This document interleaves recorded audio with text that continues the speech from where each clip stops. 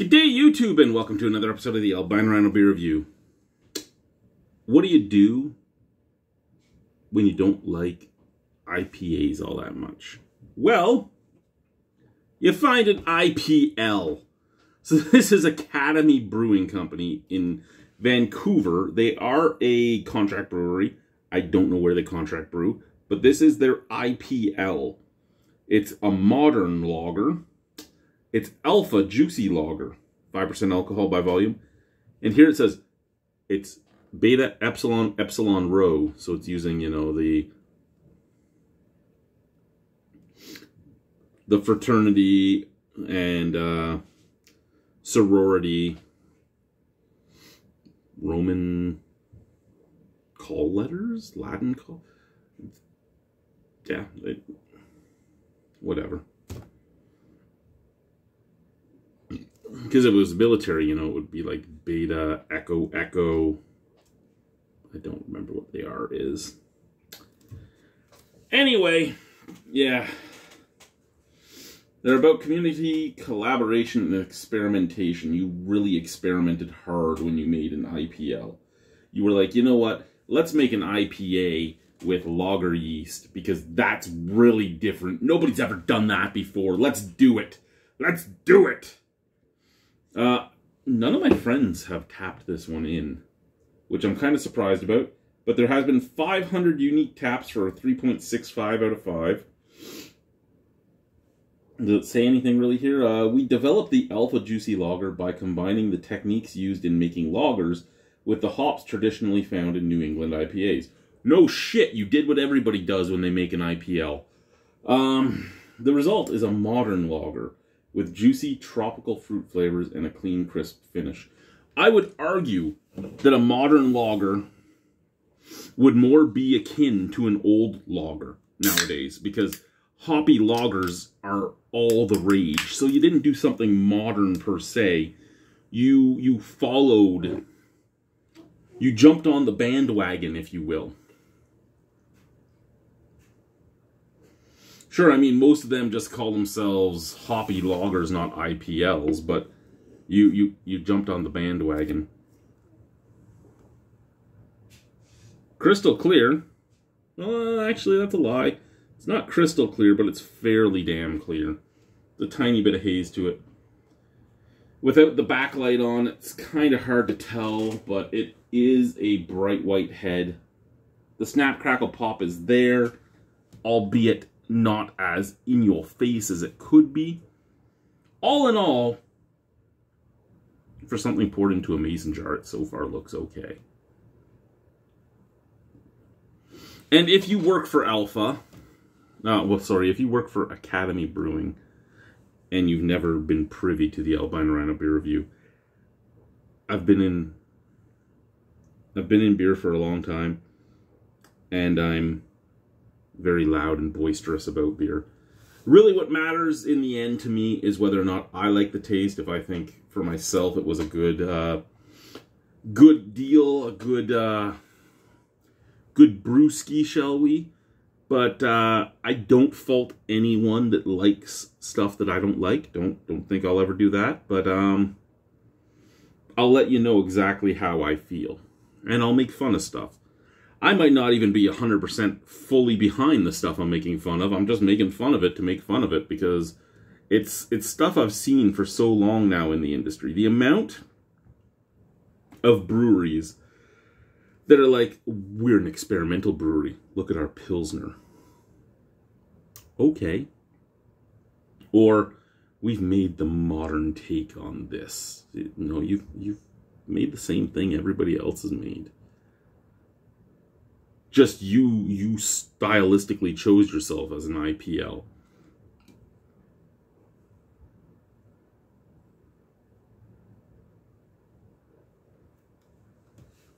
Okay, the haze is getting a little thicker as we're getting more and more out of it. I really do like the look of the beer, though. I won't, as much as I've made fun of the beer already, I won't take away the fact that it looks good in that mason jar. Scent from the can. Now, they said that they used the hops from New England IPAs, But I'm not getting a lot of like passion fruit, a lot of pineapple, a lot of orange, a lot of mango, or anything like that. I'm getting a little bit of floral.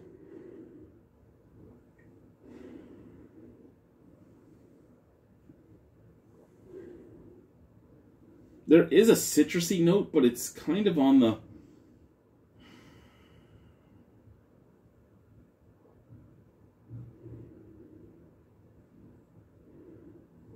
It's kind of on the oily, resiny side. Almost like maybe orange peel, if anything. But all in all, it smells like your average American pale ale, not necessarily a New England pale ale. Because I'm getting floral, I'm getting that resiny bitterness like you would on a lot of the American pale ales from about 10-15 years ago. Getting a little bit of that pininess, getting a little bit of that earthiness. It's still just like resiny, piney, floral, maybe a touch dank out of the glass. Cheers.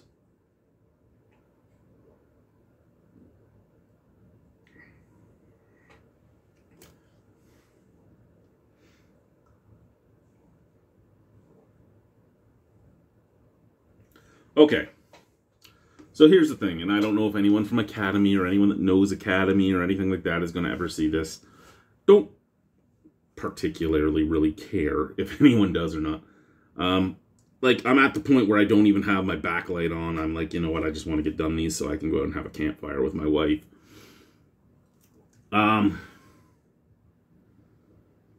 Is it a beer that is horrible? No. Does it have any brewing faults in it? No. Is it a beer that I could drink? Sure. Is it a beer I would ever pay money for again? No. And I mean, you're paying Saskatchewan prices on it, right? It's sitting at a Saskatchewan bottle shop. So I don't know what this cost in Vancouver to buy. I know what it cost for me to buy here. And for what I'm getting, I can get the exact same flavor from about 16 different pale ales just in this city. Sure, they're not lagered, but they have the exact same flavor and they'll be right around the same ABV, and I'll get them cheaper.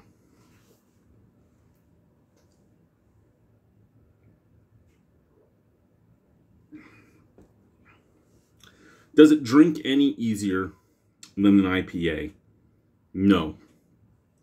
About the same medium body, about the same carbonation, about the same mouthfeel. Bitterness, yes, there is bitterness. And it is that resiny, you chewed on a caffeine pill or an aspirin bitterness at the back of the palate, as well as pine and floral notes. Possibly a tiny bit of like chewing into an orange peel or a grapefruit peel. Like also that resiny bitterness that you get from that. Excuse me.